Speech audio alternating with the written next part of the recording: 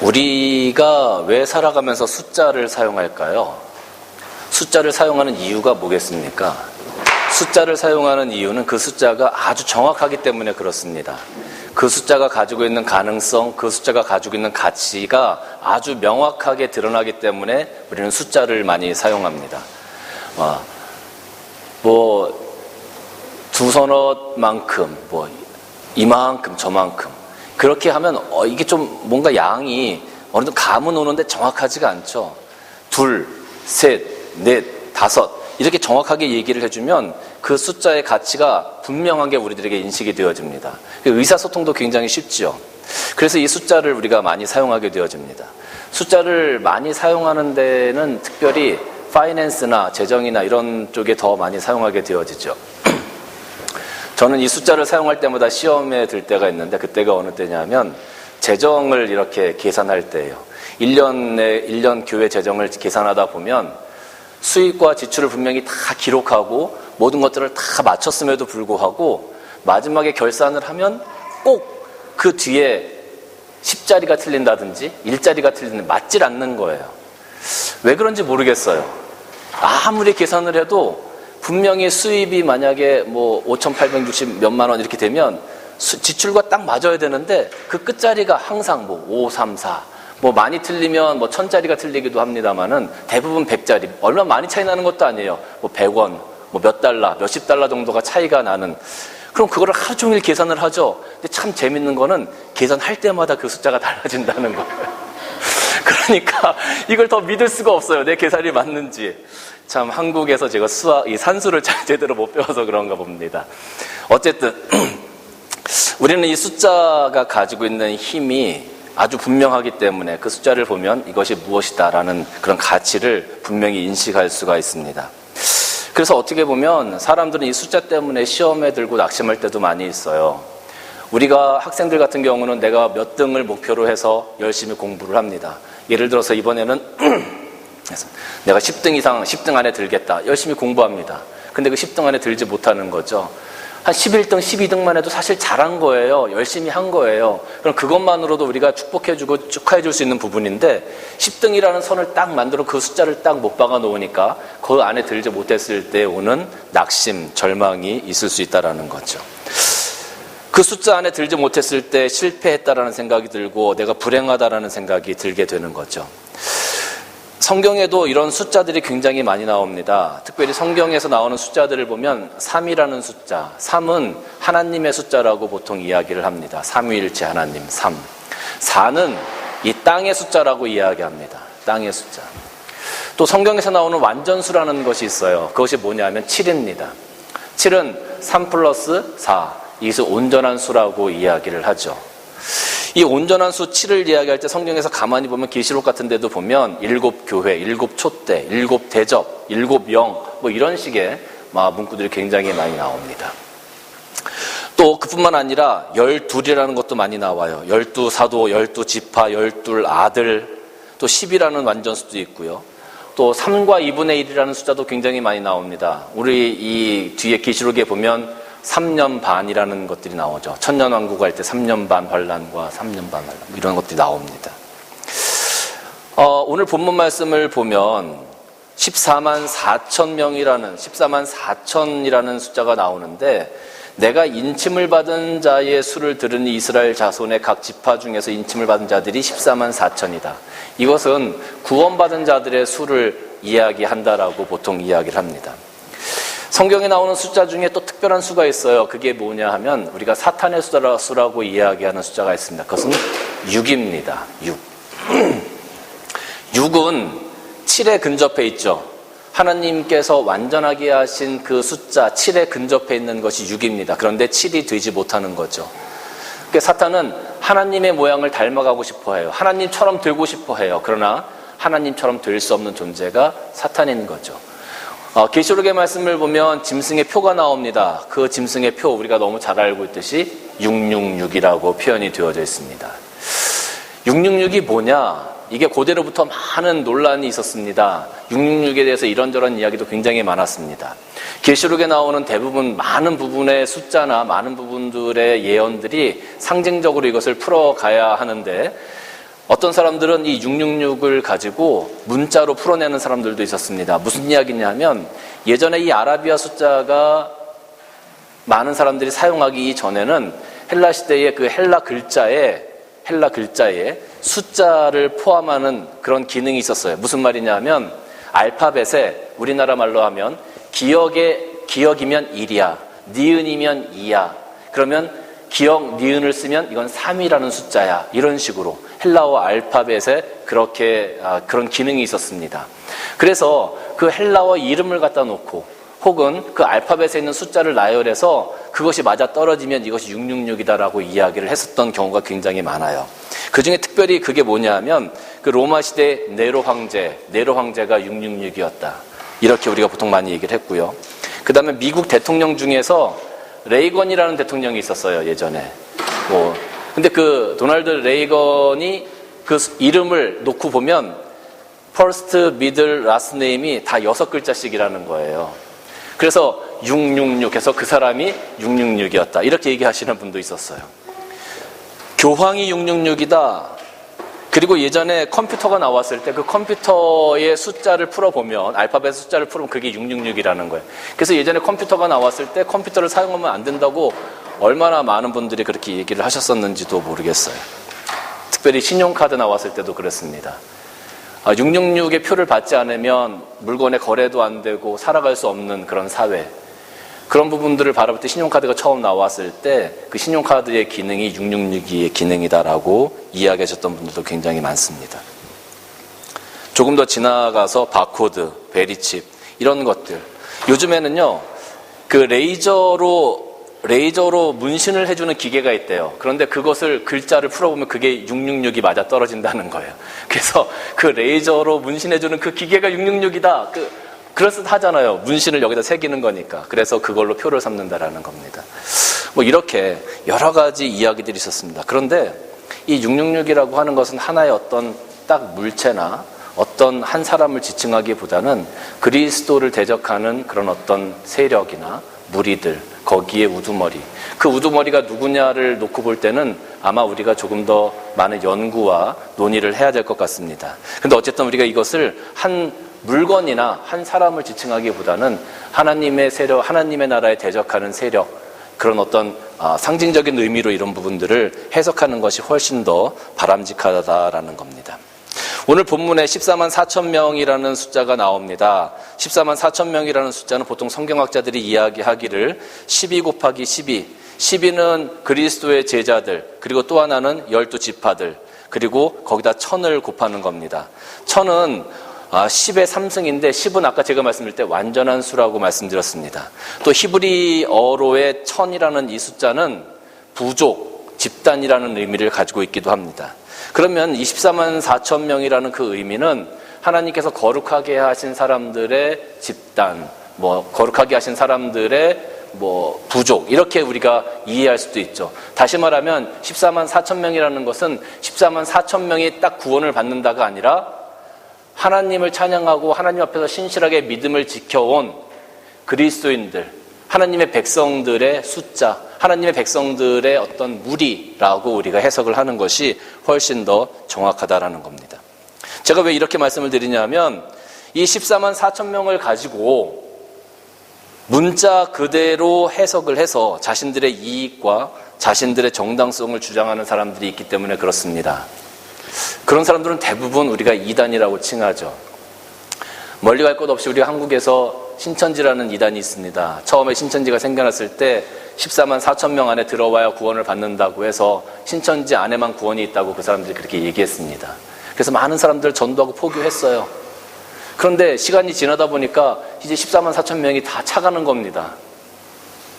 그런데 14만 4천 명이 되면 전도 딱 그만하고 그래야 되는데 자꾸 사람이 불어나거든요. 그러니까 나름대로 또 그것을 바꿉니다.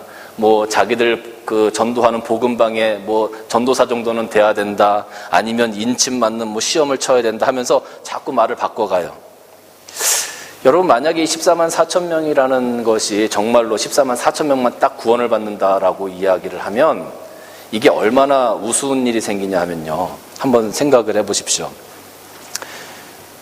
우리가 지금 70억의 인구가 지구에서 살고 있습니다. 그렇죠? 그 중에서 만약에 예수님께서 오셔가지고 14만 4천 명을 딱 구원하신다고 한번 생각을 해보세요. 70억 중에 14만 4천 명은 이 퍼센트로 따지면 0.000021%인가 뭐 이렇게 나와요. 제가 집에서 계산을 한번 해봤습니다. 그러면 14만 명 정도면은 아주 작은 C의 숫자 정도도 안 되는 거예요. 지금까지 살아온 인구가 있고 앞으로 살아갈 인구도 있고 지금 살고 있는 인구도 있는데 그 중에 14만 4천 명만 딱 집어가지고 하나님께서 구원하신다? 그러면은요, 여러분 한번 생각을 해보세요. 우리가 만약에 1년을 살아가면서 한 10,000불 정도 우리가 세이브를 하자 이렇게 부부가 이야기를 했습니다. 그리고 10,000불 정도 세이브하기 위해서 열심히 최선을 다해서 살아갔어요. 그 연말에 통장을 딱 놓고 계산을 하는 겁니다. 그런데 잔고가 50센트가 딱 있는 거예요. 10,000불 모으자고 했는데 50센트가 딱 있는 거예요. 그러면 여러분 이건 성공한 겁니까? 실패한 겁니까? 이거 성공했다고 할 수 있나요?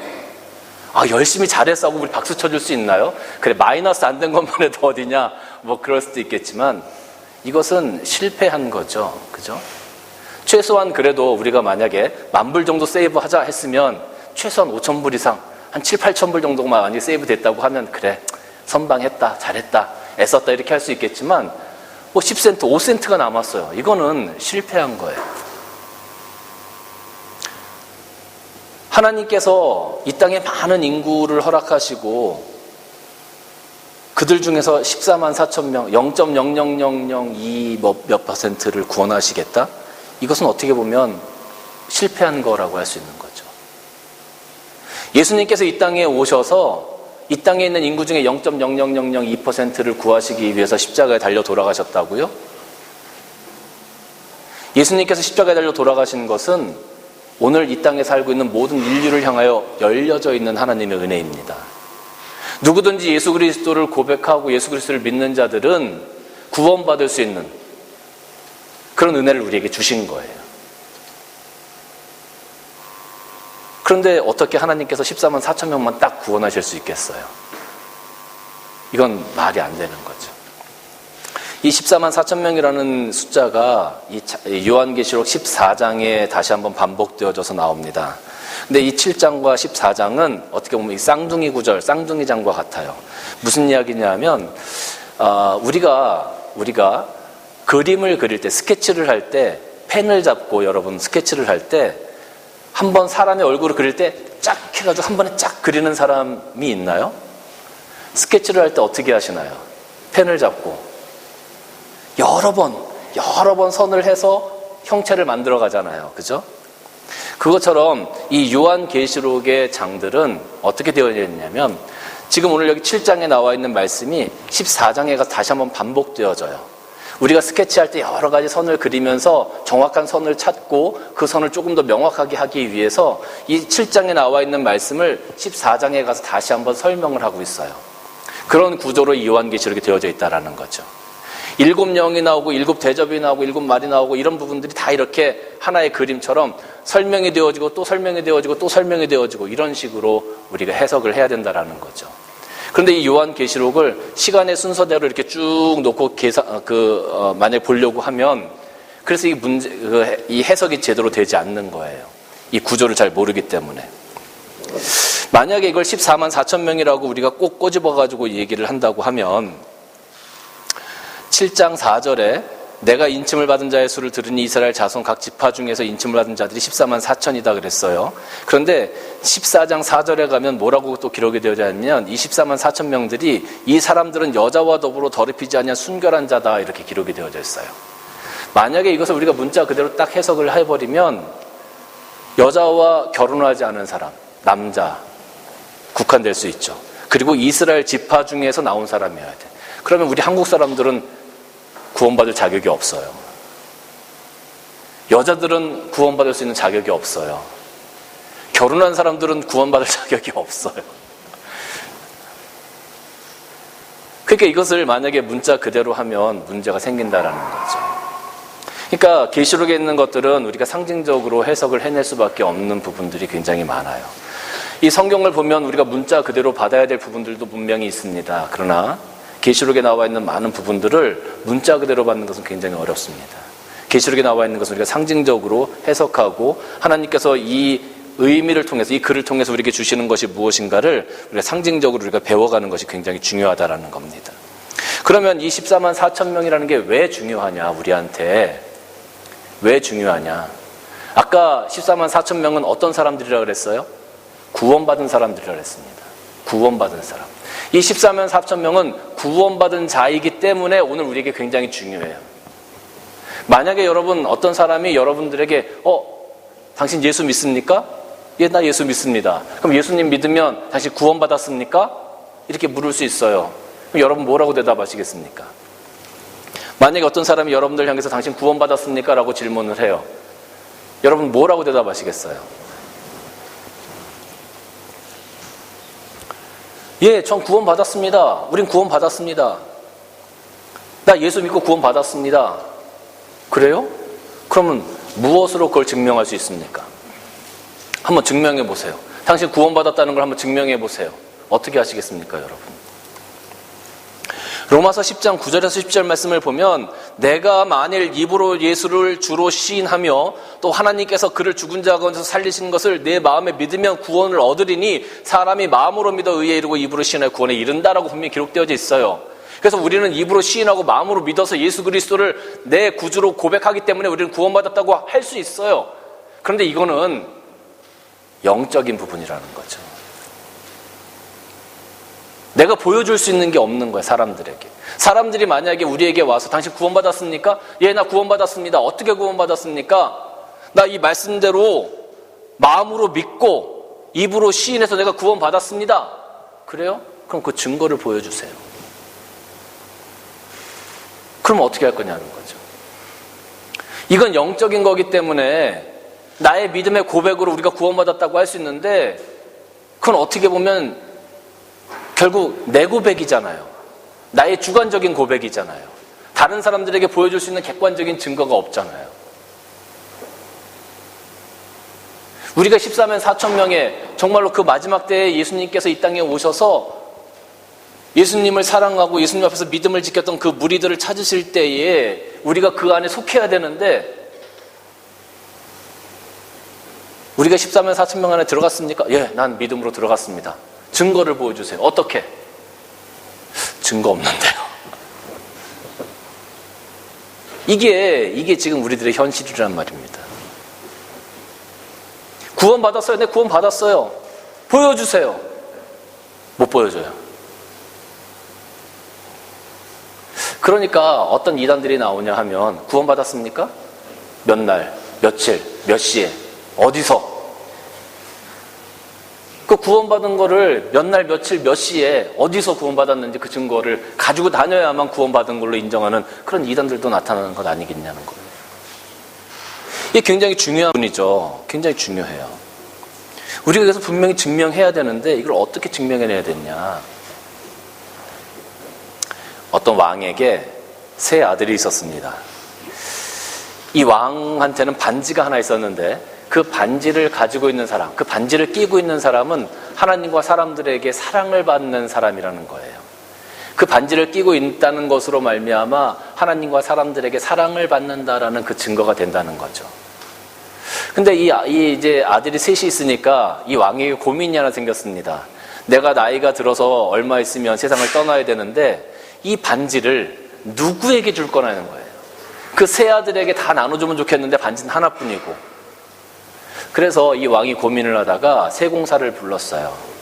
그래서 그 세공사에게 이 반지를 내어주고 똑같이 2개를 더 만들어 달라고 얘기했습니다. 그래서 이 세공사가 똑같은 반지를 2개 더 만들어 왔는데 정말 똑같아요. 누가 봐도 이걸 구별할 수가 없어요. 그래서 아들을 부르고 자기가 죽을 때쯤 그 반지를 하나씩 나눠줬습니다. 이 아들들은 다 자기가 정말로 진짜 아버지께서 나에게만 주신 이 반지를 받았다고 생각을 하는 거죠. 그리고 아버지 장례식 날 모였습니다. 그런데 보니까 형도 끼고 있고 동생도 끼고 있고 다 똑같은 반지를 끼고 있는 거예요. 그 형제들이 서로 생각을 하는 겁니다. 차마 말을 못하고 아버지가 나에게 진짜 반지를 주시고 다른 형제들에게 가짜를 주셨을 거야. 다 그렇게 생각을 하는 거죠. 서로. 근데 이것이 시간이 가다 보니까 이것 때문에 문제가 생기고 서로 반목하게 됩니다. 서로 자기가 진짜라고 우기는 거예요, 막. 근데 어떤 게 진짜인지는 알 수 없는 거죠. 그래서 그 나라에서 가장 현명하다는 현자를 찾아가서 이 문제를 해결해 달라고 부탁을 합니다. 그런데 이 현자가 그 문제를 딱 들여다보니까 반지도 똑같고 어떻게 해결할 수 있는 방법이 없잖아요. 그런데 거기서 한 가지 드는 생각이 있는 겁니다. 아, 그렇지. 이 반지를 끼고 있는 사람은 하나님과 사람들에게 사랑받는 사람이다. 하나님과 사람들에게 사랑받는 사람이라고 했지. 그러면 이 반지가 진짜인 줄 알려면 지금 여러분의 삶이 하나님과 사람들에게 사랑받고 있는지 아닌지를 보십시오. 그게 답입니다. 여러분, 우리가 이 땅에서 마음으로 믿고 입으로 시인해서 구원을 받았어요. 당신 구원 받았습니까? 네, 우리 구원 받았습니다. 나 구원의 반지를 소유하고 있습니다. 근데 그게 진짜인지 가짜인지 어떻게 알아요? 진짜인지 가짜인지 어떻게 알아요? 여러분, 구원받은 사람의 삶이 어때야 되겠습니까? 구원받은 자의 삶은 하나님과 사람들에게 사랑받을 만한 삶을 살아가야 되지 않겠습니까? 내가 구원받았다고 고백하면서, 내가 구원받았다고 기뻐하면서 사람들에게 욕을 먹어. 하나님 앞에 헌신도 제대로 못해. 하나님께서 기뻐하는 삶도 살지 못해. 이것이 정말 구원받은 자의 삶이라고 할 수 있을까요? 구원은 하나님께 속한 겁니다. 우리가 감히 당신 구원받았습니다, 구원 못 받았습니다 이야기하기 굉장히 어렵죠. 그렇게 해서도 안 되는 부분입니다. 그러나 내 삶 가운데 정말로 하나님을 기쁘시게 하고 내 삶을 통해서 내 이웃과 형제들이 행복해지고 그들로부터 내 삶이 인정받을 수 있다면 그것이 구원받은 자의 삶이 아니겠느냐는 거죠. 당신 구원받았습니까? 구원받았습니다. 그럼 보여주십시오. 우리가 보여줄 수 있는 것이 무엇입니까? 우리들의 삶이에요. 오늘 내가 어떻게 살아가고 있는지 그들에게 보여주면 되는 겁니다. 하나님의 사람으로 내가 이 땅에서 살아가고 있는 모습을 보여주면 돼요. 이 땅에서 내가 하나님의 사랑을 가지고 내 형제와 이웃들에게 어떻게 하고 있는지를 보여주면 되는 겁니다. 그럼 그들이 인정할 겁니다. 아, 이 사람은 구원받은 사람이구나. 이 사람은 하나님의 사람이구나 라고 구원받은 사람이라고 인정할 겁니다. 많은 사람들은 내가 1등을 하기 위해서 앞만 보고 달려갑니다. 2등, 3등, 저 뒤에 떨어져 있는 30등, 50등은 관심도 없어요. 자기 삶에만 집중하면서 달려갑니다. 많은 사람들은 더 많은 것들을 소유하기 위해서 살아갑니다. 다른 사람이 어쨌든 저쨌든 상관하지 않아요. 자기 욕심을 위해서, 자기 고집을 위해서, 자기 의견을 관철시키기 위해서 살아갑니다. 근데 구원받은 자의 삶은 조금 달라야 되지 않겠느냐라는 거죠.